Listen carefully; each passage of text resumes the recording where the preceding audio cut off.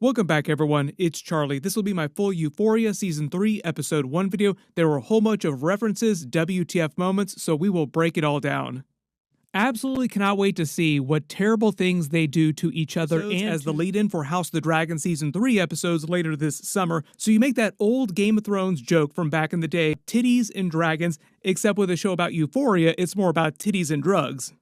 The title of the episode, reference to the common Mexican-Spanish interjection meaning come on, hurry up, or okay, understood. In the episode, they use it as a metaphor for Rue's new life as a mule as she goes back and forth to Mexico and tries to hurry up and move to the next part of her life. All the different characters since high school are still kind of caught in between both worlds in trying to move on to the next stage in their lives.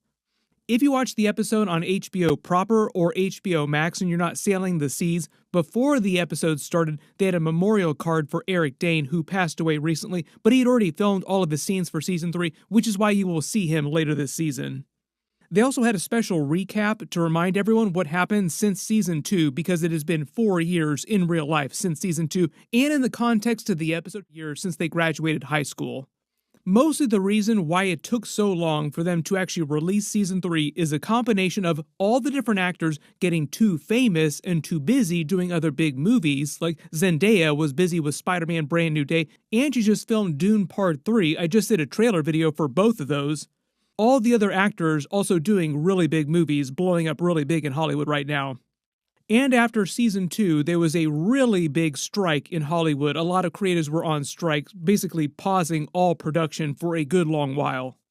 The actual opening scene starts with Rue explaining the time jump since the end of Season 2, their high school graduation, what has happened to everyone since then, and as you would guess, it's mostly bad news for pretty much everybody, not great at the best. Like, the best anybody is doing is not so hot. But at least a couple of the characters do have pretty decent jobs, even though they're getting paid like crap. So you can let me know in the comments, of all the different characters that we've met so far on the show, who do you think is doing the best post-high school?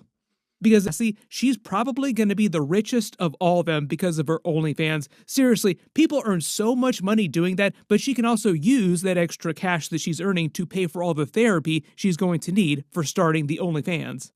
But to be fair, it sounds like all the characters all need a lot of therapy. When we meet her, she's actually in Mexico in the middle of a drug run because she's become a mule. She hasn't been able to kick her addiction, and because of what happened with her debt to Elordi, she has now been forced to do this on the regular. They mostly use this for a combination of like a couple really interesting twists and a lot of comedy too. They use a lot of the camera work here, the way they frame things and the way that she drives